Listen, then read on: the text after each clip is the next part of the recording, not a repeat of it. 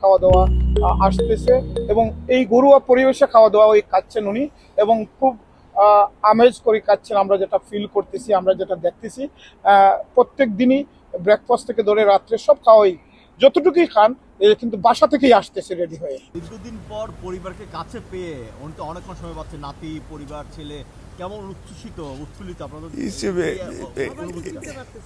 এটা মানে এটা ইমার্জিনও করতে পারবেন না যে কত খুশি হয়েছেন আমাদের নেত্রী মাদার অফ ডেমোক্রেসি। ইভেন এয়ারপোর্টে দেখার পরে উনি এক ধরনের শাউট করেছেন, যেমন একটা আনন্দের শাউট। এটা একটা অনেক দিন পরে দেখার যে একটা মার প্রতি ছেলের ভালোবাসা, ছেলের প্রতি মার ভালোবাসা, এটা না দেখলে বোঝা যাবে না এই অনুভূতি।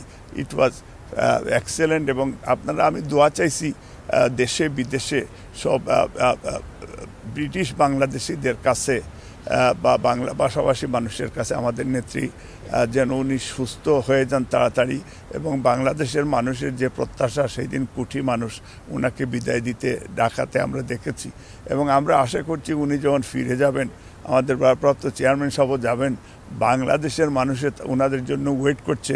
দে আর ওয়েটিং প্রাইম মিনিস্টার। এবং ইনশাআল্লাহ ডক্টর ইউনূসের প্রতি, আমাদের ইন্টেরিয়র গভর্নমেন্টের প্রতি, প্রবাসী হিসাবে এবং বিএনপি পরিবারের আমরা একজন মেম্বার হিসাবে আমরা বলতে চাই যে যত তাড়াতাড়ি সম্ভব আগামী অক্টোবর নভেম্বরের ভিতরে ফ্রি ফেয়ার ইলেকশন দিলে দেশের মানুষের কাছে তার গণতান্ত্রিক সেই ভোটের যে অপেক্ষা করছে দেশের জনগণ, এই ভোট দেওয়ার জন্য অধিকার থেকে তারা বঞ্চিত না হয় এবং যত তাড়াতাড়ি সম্ভব। কারণ প্রায় 3000 কোমলমতি ছাত্রছাত্রীরা তারা জীবন দিয়েছে, তারা দেখতে চায় তাদের আত্মা। আমরা বিশ্বাস করি যে তারা দেশের জন্য, গণতন্ত্রের জন্য সাম্য, মানবিক মর্যাদা, সামাজিক ন্যায় বিচার এটা ফিরিয়ে আনার জন্য। এবং বিএনপি যে ভোটাধিকারের আন্দোলন করেছিল গত 15-16 বছর, দেশনায়ক তারেক রহমান, এই যুগের কার্ল মার্কস, এবং সেই আন্দোলনও সফল হয়েছে।